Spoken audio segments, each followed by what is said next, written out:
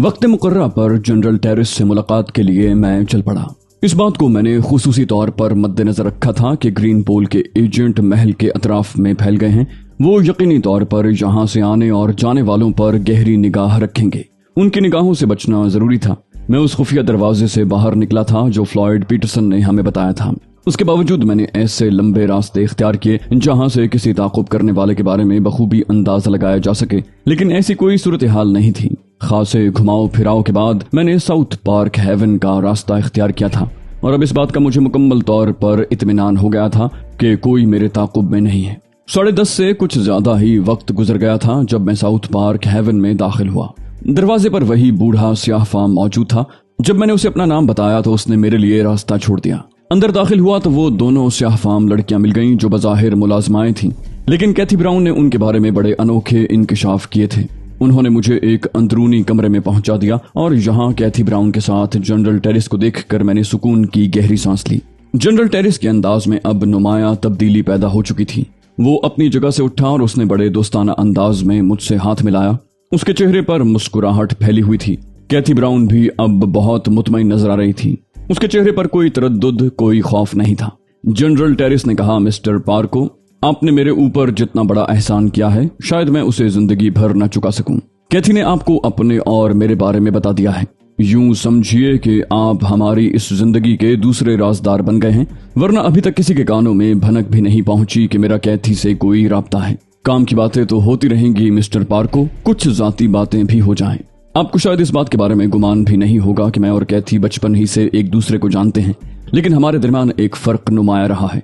हर जगह के कुछ अजीब से मामलात होते हैं। गोटे हिल की रिवायात में भी कुछ इस किस्म की चीजें शामिल हैं जो दो मोहब्बत करने वालों के लिए बड़ी ही तकलीफदेह होती हैं।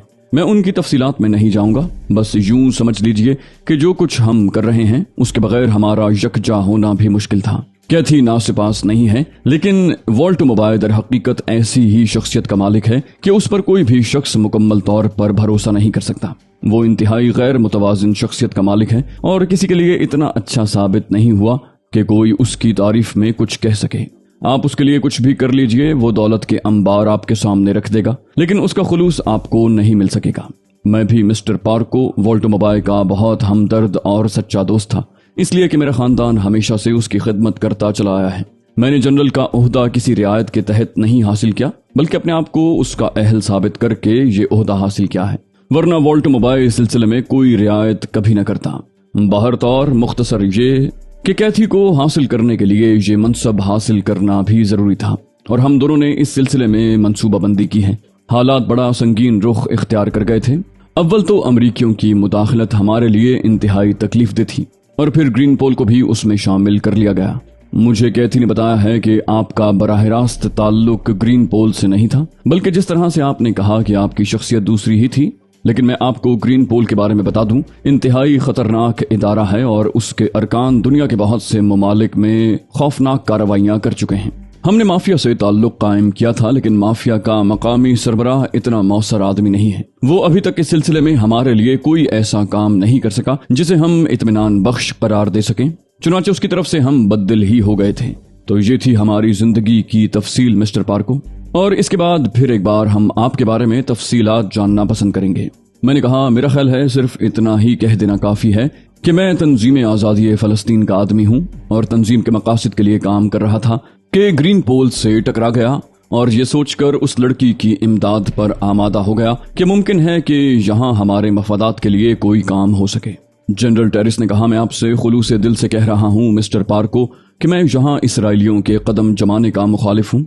दर हकीकत मैं फ़लस्तीनी मकासद से मुतासिर हूँ और इस बात का एतराफ़ करता हूँ कि बराह रास्त मैंने इस सिलसिले में कुछ नहीं किया, लेकिन जिस तरह वॉल्ट मोबाइल यहूदियों के ज़ेर असर आता जा रहा था मैं उसका दिल से मुखालिफ था, और अगर ये तमाम ख्यालात मेरे जहन में न होते तो मैं गोटे हिल की अफवाज के जनरल की हैसियत से इस बात की खुल्लम खुल्ला मुखालिफत करता, लेकिन हमारा मंसूबा बदल गया। मैंने कहा, यहीं से हमारी पुरखुलूस मफाहमत का आगाज होता है। तंजीम आज़ादी फ़लस्तीन के मकासद के लिए काम करना मेरा ईमान है और मैं चाहता हूं कि आप इस सिलसिले में मेरी मावनत करें। टेरिस ने कहा, डियर पार्को, जिस तरह के तुमने कहा कि ग्रीन पोल की तमाम कार्रवाइयां तुम्हारे इल्म में आ चुकी हैं और जिस तरह तुमने मीको याई की हैसियत से कैथी ब्राउन को ग्रीन पोल की गिरफ्त से निकाला है, इससे मैंने ये अंदाजा लगाया है कि एक बैरूनी आदमी होने के बावजूद तुमने ग्रीन पोल की गर्दन में अच्छी तरह पंजे गाड़ रखे हैं। क्या ये मुमकिन नहीं कि तुम इसी तरह अपना काम जारी रखो और मेरे मिशन में मेरी मावनत करो? वैसे तुम्हारा इस सिलसिले में क्या ख्याल है? ग्रीन पोल कहां तक ये बात मालूम कर चुकी है कि वॉल्टो मोबाइल के दुश्मनों में कौन कौन अफराद शामिल हैं? मैंने कहा, इस सिलसिले में जनरल टेरिस आपका नाम सरे फहरिस्त आता है। ग्रीन पोल ने जो मंसूबा मैडम ब्राउन के सामने वॉल्टो मोबाइल को पेश किया था उसकी तफसीलात उन्होंने आपको बता दी होंगी। मकसद ये था कि वॉल्टो मोबाइल के दुश्मनों को उनका तख्ता उलटने का पूरा मौका दिया जाए और उसके साथ साथ ही फौरी तौर पर कार्रवाई की जाए कि जो ही वॉल्टो मोबाइल का तख्ता उलटने के बाद नया हुक्मरान अपने प्रोग्राम का ऐलान करे, फौरी तौर पर जवाबी कार्रवाई कर दी जाए। इस तरह वॉल्टो मोबाइल के वो दुश्मन सामने आ जाएंगे और उनके खिलाफ कार्रवाई करने में आसानी होगी, जबकि दूसरी शक्ल में फौज के अंदर दुश्मनों को तलाश करना एक मुश्किल काम था। जनरल टेरिस के चेहरे पर एक लम्हे के लिए जर्दी सी फैल गई। गालिबन इस तफसील ने उसे दहशतज़दा कर दिया था। चंद लम्हे वो खामोश बैठा रहा। कैथी ब्राउन ने उसे शराब का ग्लास पेश किया जिसे जनरल टेरिस ने एक ही सांस में खाली कर दिया और ग्लास वापस रख कर होंठ खुश्क करता हुआ बोला, बिलाशुबा ये एक खौफनाक सूरत थी जिसका इंकिशाफ अगर ना होता और इसी तरह अमल में आ जाती तो मेरा सारा प्लान फेल हो सकता था। और ये भी गलत होता कैथी ब्राउन कि मैं तुम्हारी हम शक्ल उस लड़की से यगानगत का इजहार करता। अगर मैं उसके साथ मिलकर कोई प्लानिंग करने लगता तो यकीनी तौर पर मुझे बदतरीन शिकस्त से दो चार होना पड़ता। हैरत की बात है कि उन लोगों की तवज्जो फौरन ही मुझ पर मबजूल हो गई और उन्होंने कैथी को भी मेरे साथ शरीक महसूस कर लिया। लेकिन डियर पार्को, वो लड़की जो कैथी ब्राउन का रूप इख्तियार किए हुए थी अब कहाँ है? मेरा ख्याल है हमें उस पर हाथ डालना चाहिए। उसकी गिरफ्तारी जरूरी है क्योंकि वो हालात से काफी हद तक बाखबर हो गई है। मैंने कहा, नहीं जनरल, उसकी गिरफ्तारी कतई जरूरी नहीं है क्योंकि हालात इससे कहीं आगे बढ़ गए हैं। आप बहुत छोटी छोटी बातों को अहमियत दे रहे हैं। उस लड़की का तस्वुर भी जहन से निकाल दीजिए। क्या आप इस बात पर यकीन करेंगे कि इस वक्त वॉल्टो मोबाइल भी असली नहीं है?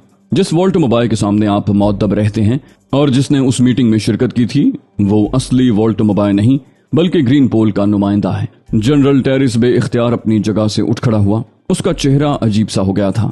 वो अहमकाना अंदाज में मुझे घूरता रहा, फिर दोबारा अपनी जगह पर बैठ गया। क्या कह रहे हो तुम पार्को? मैंने कहा, जो कुछ कह रहा हूँ बिल्कुल ठीक कह रहा हूँ जनरल टेरिस।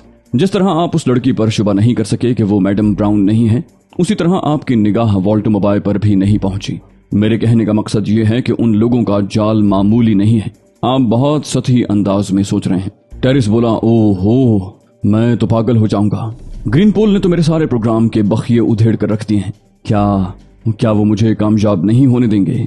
क्या ये सब कुछ? मिस्टर पार्को, मुझे बताओ, कैथी क्या ख्याल है तुम्हारा? हमें फौरी तौर पर अपनी कार्रवाई शुरू नहीं कर देनी चाहिए? कैथी ने कहा, मेरा ख्याल है मिस्टर पार्को एक फरिश्ते की मानंद हमारे दरमियान उतर आए हैं। क्या हम इस सिलसिले में इनसे मशवरा नहीं कर सकते? टेरिस ने कहा, डियर पार्को, इस इंकिशाफ ने मुझे हिलाकर रख दिया है। वाकई वो वॉल्टो मोबाइल नहीं है, लेकिन वो शख्स दुनिया का सबसे बड़ा अदाकार करार दिया जा सकता है। कमबख्त की एक एक जुम्बिश वॉल्टो मोबाइल से मिलती जुलती है, लेकिन असल मोबाइल कहाँ है? क्या ग्रीन पोल के कब्जे में? मैंने कहा, हाँ, वो ग्रीन पोल की तहवील में है। टेरिस बोला, ओफो, इसका मतलब है कि अगर हम वॉल्टो मोबाइल के खिलाफ जिद्दोजहद करते और पहली ही कोशिश में उसे हलाक करके अपनी हुकूमत का ऐलान कर देते तो उसके बाद दूसरे जर्नैलों की सरकर्दगी में जवाबी इनकलाब बर्पा होता। अगर वॉल्टो मोबाइल को हलाक कर देते तो हमारे जहनों में यही ख्याल होता कि ये जवाबी इनकलाब नाकाम करार दिया जाएगा, क्योंकि वॉल्टो मोबाइल इस दुनिया में मौजूद नहीं है और कोई दूसरा जनरल उसकी जगह नहीं ले सकता। लेकिन होता यह कि वॉल्टो मोबाइल मंजर-ए-आम पर आ जाता और उसके बाद हमारे प्लान का जो हशर होता वो काबिल दीद होता। उफ, ये सब कुछ बहुत खौफनाक है। कैथी भी नीम मुर्दा अंदाज में कुर्सी की पुश्त से गर्दन लगाकर बैठ गई। जनरल टेरिस ने पूछा, प्लीज पार्को, प्लीज मुझे ये बताओ, असल वॉल्टो मोबाइल कहाँ है? क्या तुम्हें उसकी क़यामगाह का इल्म है? मैंने कहा, नहीं जनरल टेरिस, अभी तक मैं उसकी क़यामगाह के बारे में कुछ नहीं जानता। टेरिस बोला, फिर क्या होगा? इसका मतलब है कि अब तो हमें फौरन अपने तमाम प्रोग्राम मुलतवी कर देने चाहिए। अब हम इस सिलसिले में कुछ नहीं कर सकते। मैंने कहा, आपको कुछ और कहना है जनरल इस मौजू पर? वो बोला, क्या मतलब? मैंने कहा, मतलब ये कि अगर आप अपनी बात कह चुके हैं तो फिर मैं अपनी गुफ्तगू का आगाज करूं। जनरल बोला, हाँ पार्को, अब आप मुझे बताएं कि इस मंसूबे के सिलसिले में मेरी क्या मदद कर सकते हैं। मैंने कहा, मैं आपको कामयाबी दिला सकता हूँ जनरल टेरिस। मैं ऐसे मौके फराहम कर सकता हूँ कि आप वॉल्टो मोबाइल की हुकूमत का तख्ता उलट दें और खुद हुक्मरान बन जाएं। टेरिस बोला, अब तो तकदीर ने मुझे तुम्हारे साथ ला खड़ा किया है। मेरी मदद करो डियर पार्को। बात सिर्फ ये नहीं है कि मैं इख्तिदार चाहता हूँ, बल्कि इस इनकलाब पर मेरी पूरी जिंदगी का इन्हिसार है। मैं अपनी जिंदगी के लिए यही जरूरी समझता हूँ। फिर मौत का रास्ता अपनाने के अलावा मेरे पास कोई और चाराकार नहीं रहेगा। मैंने कहा, ठीक है जनरल टेरिस, लेकिन इसके सिले में मुझे क्या मिलेगा? जनरल टेरिस और कैथी ब्राउन मेरी सूरत देख रहे थे।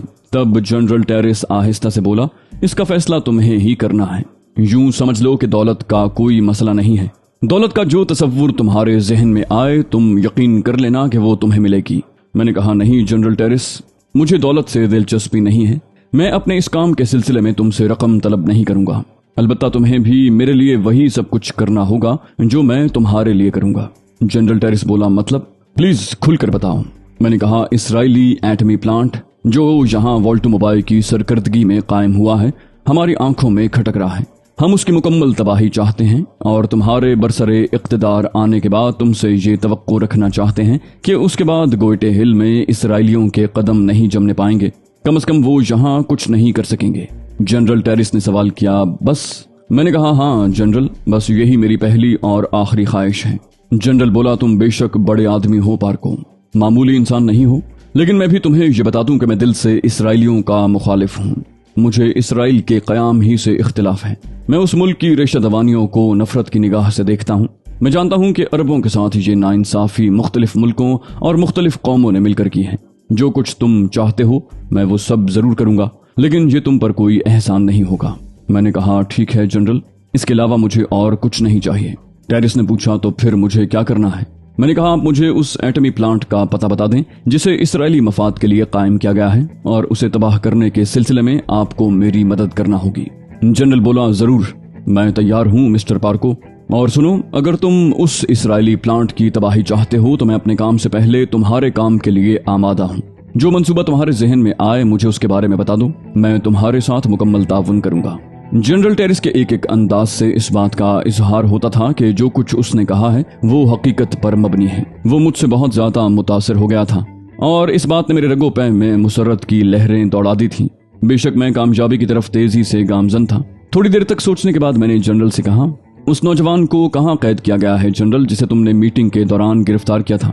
वो बोला, फलस्तीनी नौजवान मेरी जाती कैद में है और तुम इत्मीनान रखो पार्को, वो हमारी दस्तरस में है और वहां से कहीं नहीं जा सकेगा। मैंने कहा, कैरन शीमे और माइकल जॉन की मौत की इत्तला और लोगों को भी हो चुकी है। टेरिस ने कहा, कतई नहीं, मैं इस बारे में तुम्हें बता चुका हूँ। मैंने कहा, गोया सिर्फ चंद अफराद हैं जो ये जानते हैं कि कैरन शीमे और माइकल जॉन मर चुके हैं। जनरल टेरिस बोला, चंद अफराद भी नहीं, मैं, मेरे मुहाफिज, वो लड़की और वो नकली वॉल्टोमोबाइल, जो लोग वहां मौजूद थे, उनके अलावा और कोई नहीं जानता कि ये लोग मर चुके हैं। मैंने कहा, तो इसका मतलब ये हुआ कि अभी ये इत्तला बाहर नहीं निकली और शायद निकलेगी भी नहीं। मैंने खुद कलामी के अंदाज में आहिस्ता से कहा और फिर जनरल को मुखातिब किया, मैं चाहता हूं कि आप मुझे एक बार वो जगह दिखा दें जहां एटमी प्लांट वाक़ है। टेरिस ने कहा, वो जगह ही नहीं, मैं तुम्हें उस एटमी प्लांट का मुआयना भी करवा दूंगा। मैंने सवाल किया, किस हैसियत से? वो बोला, मैं वहां जा सकता हूं, मेरे इख्तियारात में कोई कमी नहीं हुई और अभी तक किसी को मुझ पर कोई शुबा नहीं है। मैंने कहा, ठीक है जनरल, मैं एक और बात भी सोच रहा हूँ। आपने मेरे मेकअप का अंदाजा कर लिया होगा। मैं कैरन शीमे या माइकल जॉन की हैसियत से आपके साथ एटमी प्लांट तक जाना चाहता हूँ ताकि वहाँ के सरकर्दा लोग किसी किस्म का शुबा न कर सकें। मामला अमेरिकन FBI का भी है। डेनिस हेले इस सिलसिले में वॉल्टोमोबाइल की इमदाद कर रहा है और हमें उसकी खतरनाक शख्सियत को पेश नजर रखना होगा। जनरल टेरिस उछल पड़ा था। उसने मुतहज्जराना अंदाज में मुझे देखते हुए कहा, कमाल है, तुम्हारी सोच किस कदर तेज है, तुम कितनी जल्दी फैसला करते हो पार्को। मैंने कहा, तो आपको ये बात मंजूर है जनरल? वो बोला, 100%, जब भी तुम चाहो मेरे साथ एटमी प्लांट का मुआयना कर सकते हो। मैंने कहा, कि आप मुझे कोई ऐसा मौका फराहम कर देंगे जनरल जहां मैं उस फलस्तीनी नौजवान से मुलाकात कर सकूं? वो बोला, साउथ पार्क हेवन एक महफूज इमारत है, उसके बारे में किसी को कोई शुबा नहीं है और अब तो मैं उसे फौलाद पिलाई हुई दीवारों की मानिंद बना दूंगा क्योंकि कैथी ब्राउन यहाँ मौजूद है। तुम उस शख्स से मुलाकात यहाँ भी कर सकते हो। मैंने कहा, तो फिर जनरल, कल इसी वक्त मैं उस फलस्तीनी नौजवान से इसी इमारत में मुलाकात करना चाहता हूँ। जनरल ने कहा, वो यहाँ पहुंच जाएगा। मैंने कहा, कल दिन में किसी वक्त भी मैं आपसे राब्ता कायम करके अपना नया प्रोग्राम आपके सामने पेश करूंगा। बेहतर होगा कि आप मुझ पर पूरा भरोसा करें। मैं ये तो नहीं कह सकता कि मेरे ज़ेरे हिदायत काम करें, लेकिन जो कुछ मैं कहूँ उस पर गौर ज़रूर कर लें। जनरल ने अपनी जगह से उठकर मेरा हाथ अपने हाथ में लेते हुए कहा, नहीं पार्को, तुम्हारी खूबियों का मैं बार बार एतराफ़ कर चुका हूँ। यूं समझ लो कि मेरा मिशन अब तुम्हारे हवाले है, और ये बहुत बड़ी बात है जो मैंने तुमसे कही है। मैंने पुरतपाक अंदाज में जनरल का हाथ दबाया और उसके बाद वापसी की इजाज़त मांगी।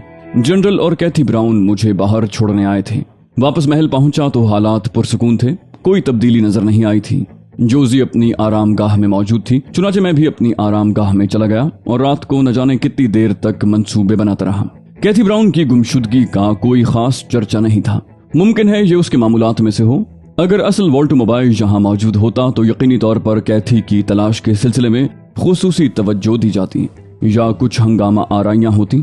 मिकोजाई की गैर मौजूदगी को भी महसूस नहीं किया गया था। महल के मामलात जूं के तूं चल रहे थे। दूसरी सुबह जोजी यानी तहजीब ने मुझसे मुलाकात की और कहने लगी, टू की तरफ से एक नया पैगाम मिला है, मुझे इस सिलसिले में तुमसे मशवरा करना है अली। मैंने कहा, हाँ कहो तहजीब। वो बोली, टू का कहना है कि मैं जोजी की हैसियत खत्म करके महल से निकल जाऊं और उनके साथ मसरूफ़ अमल रहूं। यहाँ की तमाम जिम्मेदारियां वो तुम्हें सौंपना चाहता है। उसने मुझसे मशवरा किया था और तुम्हारे बारे में मेरी राय दरियाफ्त की थी। मैंने उसे बताया कि आज तक जो कुछ मैं करती रही हूँ उसमें तुम्हारे मशवरे शामिल रहे हैं। इस बात पर उसने बहुत इत्मीनान का इजहार किया और तुम्हारे लिए ये पैगाम दिया कि ग्रीन पोल की तरफ से तुम्हें एक मुस्तकिल हैसियत दी जाएगी और तुम्हारी इन काविशों का तुम्हें भरपूर सिला मिलेगा। मैंने तुम्हारे सिलसिले में उससे बात कर ली है, लेकिन मैंने ये भी कह दिया है कि इस सिलसिले में हतमी फैसला तुमसे मशवरे के बाद ही किया जा सकता है। मैं सोच में डूब गया था। फिर चंद लम्हे बाद मैंने कहा, लेकिन तहजीब, तुमसे राब्ता मुनक़ता हो जाने के बाद मुझे काफी परेशानियों का शिकार होना पड़ेगा। वो बोली, नहीं ऐसी कोई बात नहीं है। ये ट्रांसमीटर है जो खास तौर से ग्रीन पोल के लिए तैयार किया गया है। इसकी फ्रीक्वेंसी को दुनिया के किसी भी ट्रांसमीटर पर कैच नहीं किया जा सकता। सिर्फ इसी किस्म का ट्रांसमीटर इसके पैगामात वसूल कर सकता है। मेरा तुमसे मुसलसल राब्ता रहेगा। उसके बावजूद अगर तुम महसूस करो तो किसी भी वक्त मुझे तलब कर सकते हो।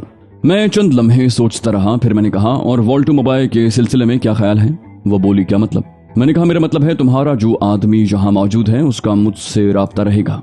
वो बोली, 100% रहेगा। उससे भी इस सिलसिले में बात कर ली जाएगी। मैंने कहा, अगर ग्रीन पोल इस बात को मुनासिब समझती है तो मुझे क्या एतराज हो सकता है, लेकिन ये समझ लो तहजीब कि अब मैं अपनी कोई राय इस सिलसिले में पेश नहीं कर सकूंगा। अलबत्ता तुम्हारे साथ ताउन का जो वादा मैंने किया है वो बरकरार रहेगा। तहजीब ने मेरा बाजू थपकते हुए कहा, महसूस न करना।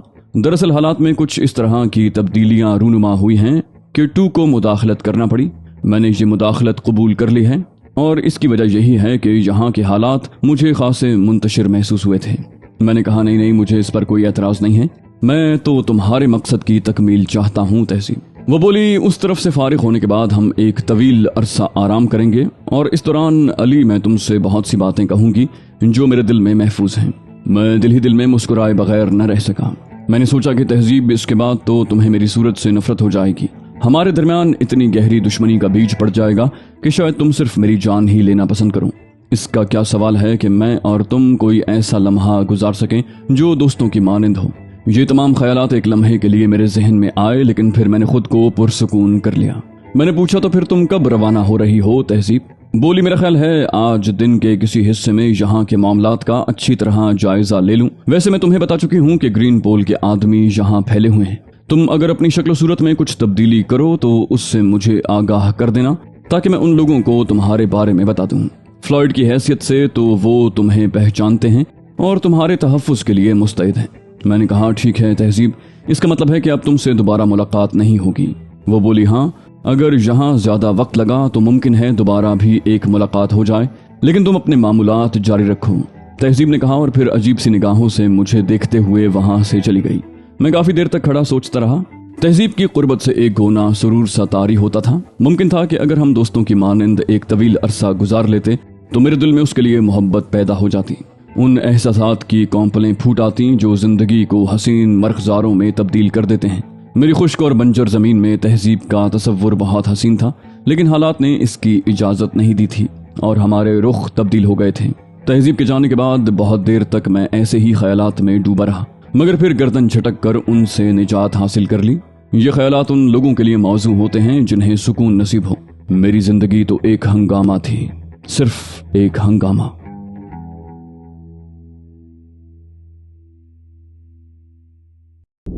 दोस्तों ये थी हमारी आज की एपिसोड। उम्मीद करते हैं आपको हमारी कहानी पसंद आई होगी। जाने से पहले इस वीडियो को लाइक कीजिए और शेयर करना मत भूलिए। कमेंट करके हमें बताइए कि आपको हमारी वीडियो कैसी लगी। और अगर अभी तक आपने इस चैनल को सब्सक्राइब नहीं किया तो इसे सब्सक्राइब कीजिए और बेल आइकन दबाकर ऑल नोटिफिकेशंस ऑन कर लीजिए।